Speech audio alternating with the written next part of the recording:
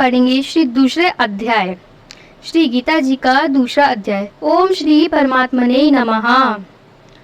संजय बोले कि पूर्वोक्त प्रकार से करुणा करके व्याप्त और आंसुओं से पूर्ण तथा व्याकुल नेत्रों वाले शोक युक्त उस अर्जुन के प्रति भगवान मधुसूदन ने यह वचन कहा, हे अर्जुन, तुमको इस विषम स्थल में यह अज्ञान किस हेतु से प्राप्त हुआ? क्योंकि यह ना तो श्रेष्ठ पुरुषों से आचरण किया गया है, न स्वर्ग को देने वाला है, न कीर्ति को करने वाला है। इसलिए हे अर्जुन, नपुंसकता को मत प्राप्त हो, यह तेरे योग्य नहीं है। हे परंतप, तुच्छ हृदय की दुर्बलता को त्याग कर युद्ध के लिए खड़ा हो।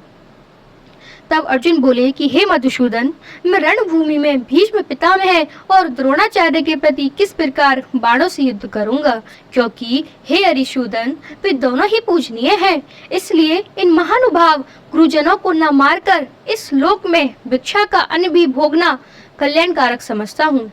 क्योंकि गुरुजनों को मारकर भी इस लोक में रुधिर से सने हुए अर्थ और काम रूप भोगों को ही तो भोगूंगा।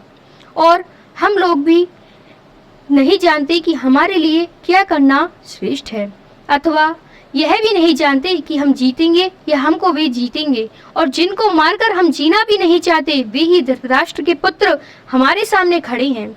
इसलिए कायरता पूर्वक दोष करके उपहत हुए स्वभाव वाला और धर्म के विषय में मोहचित्त हुआ मैं आपसे पूछता हूँ, जो कुछ निश्चय किया हुआ कल्याणकारक साधन हो वह मेरे लिए कहिए। क्योंकि मैं आपका शिष्य हूँ, इसलिए आपके शरण हुए मेरे को शिक्षा दीजिए। क्योंकि भूमि में निष्कंटक धन धान्य संपन्न राज्य को और देवताओं को स्वामी पने को प्राप्त होकर भी मैं उस उपाय को नहीं देखता हूँ जो कि मेरी इंद्रियों के सुखाने वाले शोक को दूर कर सके।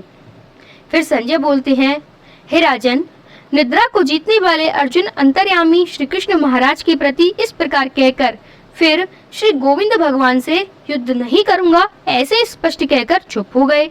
उसके उपरांत हे भरतवंशी धृतराष्ट्र, अंतर्यामी श्री कृष्ण महाराज ने दोनों सेनाओं के बीच में उस शोक युक्त अर्जुन को हंसते हुए से यह वचन कहे, हे अर्जुन, तू न शोक करने योग्य के लिए शोक करता है और पंडितों के से वचनों को कहता है, परंतु पंडित जिनके प्राण चले गए हैं उनके लिए और जिनके प्राण नहीं गए हैं उनके लिए भी शोक नहीं करते हैं। क्योंकि आत्मा नित्य है, इसलिए शोक करना अयुक्त है। वास्तव में ना तो ऐसा ही है कि मैं किसी काल में नहीं था, अथवा तू नहीं था, अथवा ये राजा लोग नहीं थे, और ना ऐसा ही है कि इससे आगे हम सब नहीं रहेंगे। किंतु जैसे जीवात्मा की इस देह में कुमार, युवा और वृद्धावस्था होती है, वैसे ही अन्य शरीर की प्राप्ति होती है। उस विषय में धीर पुरुष नहीं मोहित होता है, अर्थात जैसे कुमार, युवा और जरावस्था रूप स्थूल शरीर का विकार अज्ञान से आत्मा में भासता है, वैसे ही एक शरीर से दूसरे शरीर को प्राप्त होना रूप सूक्ष्म शरीर का विकार भी अज्ञान से ही आत्मा में भासता है। इसलिए तत्व को जानने वाला धीर पुरुष इस विषय में नहीं मोहित होता है। हे कुंती पुत्र, सर्दी, गर्मी और सुख दुख को देने वाले इंद्रिय और विषयों के संयोग तो क्षणभंगुर और अनित्य हैं। इसलिए हे भरतवंशी अर्जुन, उनको तू सहन कर।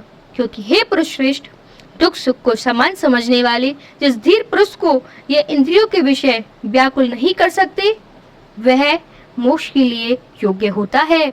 और हे अर्जुन, असत्य वस्तु का तो अस्तित्व नहीं है और सत्य का अभाव नहीं है। इस प्रकार इन दोनों का ही तत्वज्ञानी पुरुषों द्वारा देखा गया है।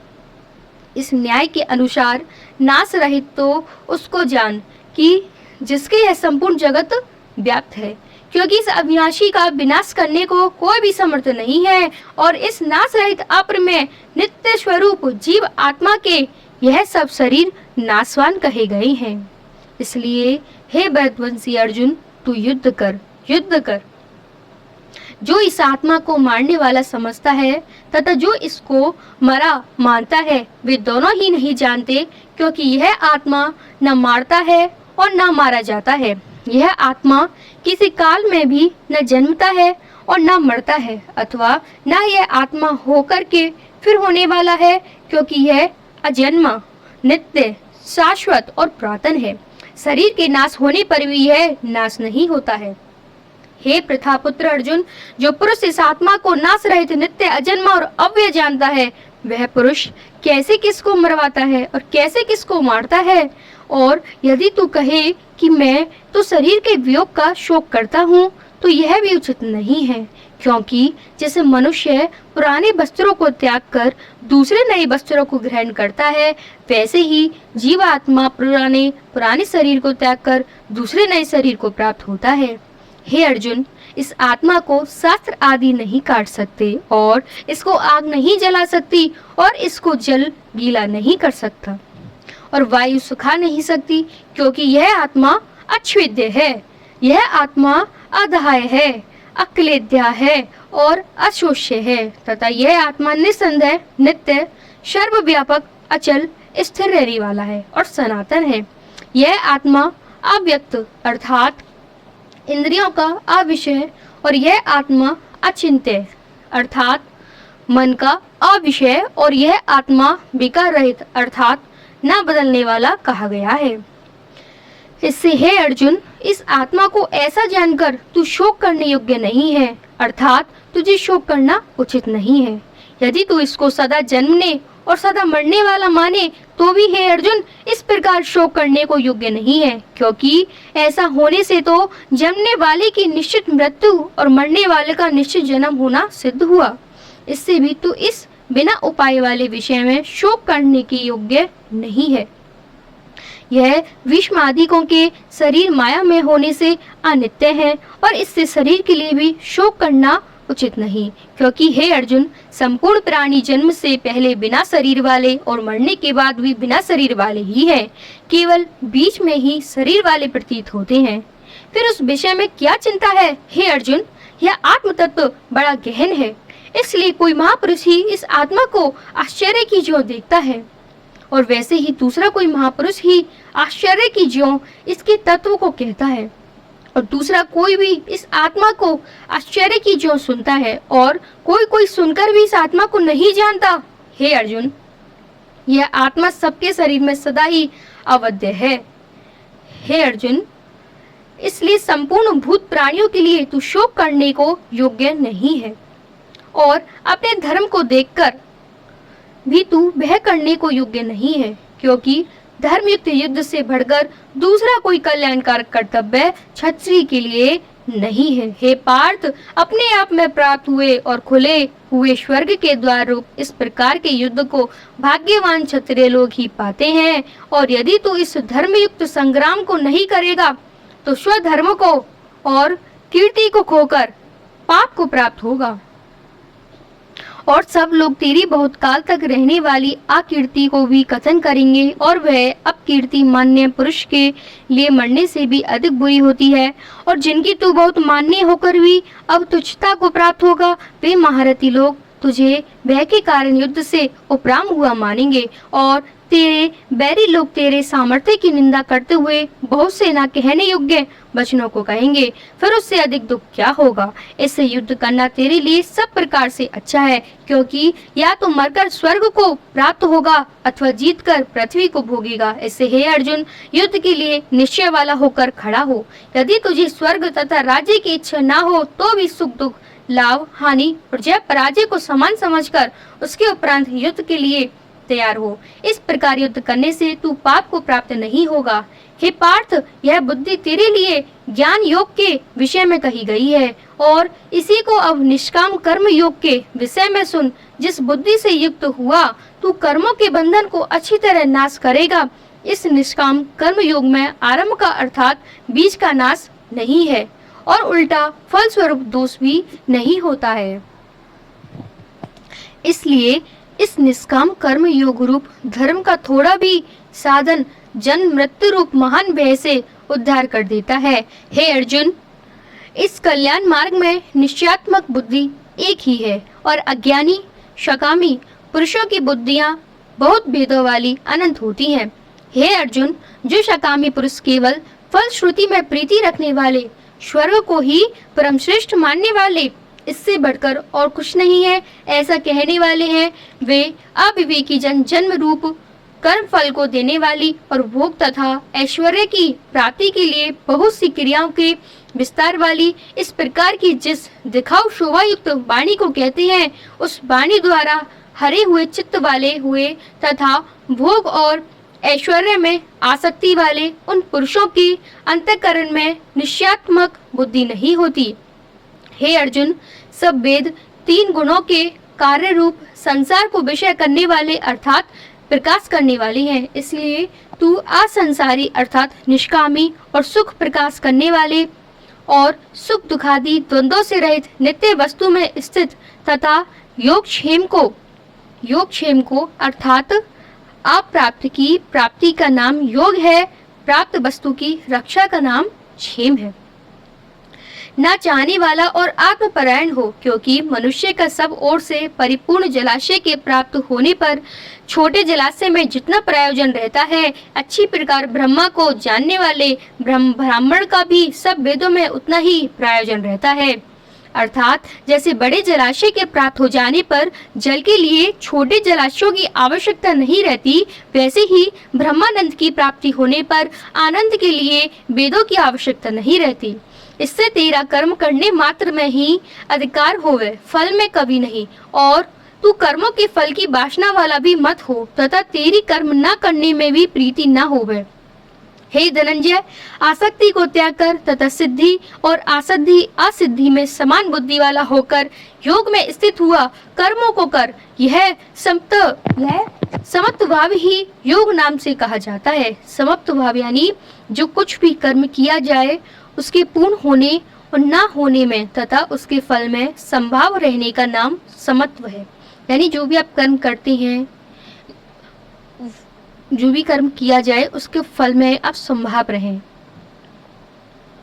इस समत्व रूप बुद्धि योग से सकाम कर्म अत्यंत तुच्छ है। इसलिए हे धनंजय, समत्व बुद्धि योग का आश्रय ग्रहण कर, क्योंकि फल की वासना वाले अत्यंत दीन हैं। समत्व बुद्धि युक्त पुरुष पुण्य पाप दोनों को इस लोक में ही